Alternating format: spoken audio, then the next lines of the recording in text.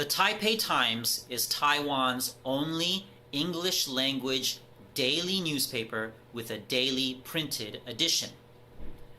The top story of the Thursday, 5 October Taipei Times was dangerous and irresponsible.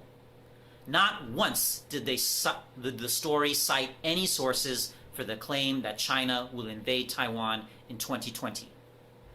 In fact, based on all available evidence, there is no reason to believe that China will invade Taiwan. China and Taiwan haven't had a military battle since the 1970s. In other words, there has been no shooting for over 35 years. China knows that many Taiwanese and Taiwanese military personnel believe an eventual Chinese victory will result if war breaks out. Yet China still hasn't invaded. China has said they will invade if Taiwan declares independence. Taiwan hasn't declared independence, hasn't changed its name from the Republic of China, nor changed its Olympic team name. So the independence justification of invasion is currently absent. Yes, China is building island military bases. That doesn't mean they'll invade. In fact, China has had missiles pointed at Taiwan for 35 years, but they've never used them. Taiwan currently has a DPP president. China has not invaded. In the year 2000, Taiwan elected its first DPP president. China didn't invade. In 1996, Taiwan re-elected Lee Tong-hui after he said Taiwan and China had a special state-to-state relationship. China did not invade. And recently, the American military says that Chinese military planes in international airspace are acting, quote, unprofessionally, unquote. They didn't get any more specific than that. Japan also recently complained of Chinese drones in disputed airspace. In both cases, no shots were fired.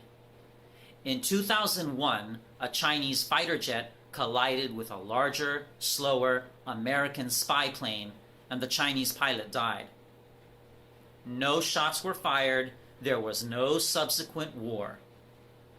China's economy is not as strong as it was in recent years, and internally, we simply don't know how stable China is. In fact, the rumors coming from China's leadership elite are that the rich and powerful in China want their children to live in America and Canada. If you're already rich and powerful in China, why leave? Possibly because, from your internal perspective, you perceive instability. Yes, China is building island military bases. This doesn't mean they'll invade, as they've been building up their military since the end of World War II, and yet they haven't invaded.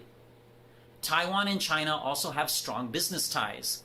Both Taiwan and China have prospered economically under the current status quo, which has existed for 35 years.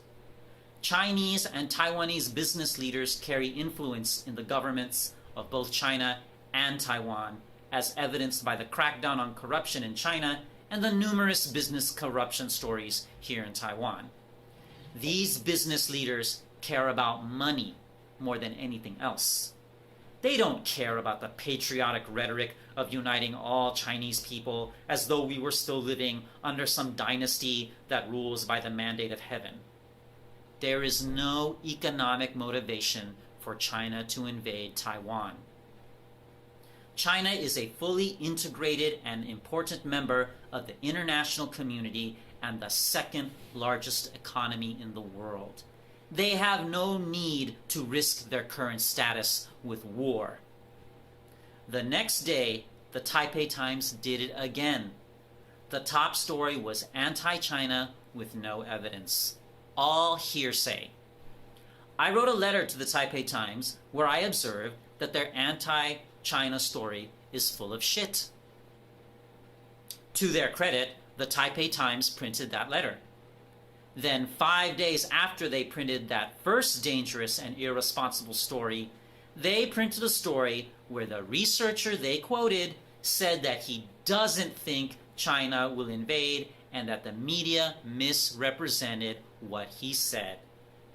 That story also said that the Chinese military doesn't believe that they can successfully invade Taiwan. Let me say that again. The Chinese military doesn't believe that they can successfully invade Taiwan. Where was that story? Page 3. I'm not pro-China. I'm pro-Taiwan. I'm also pro-facts.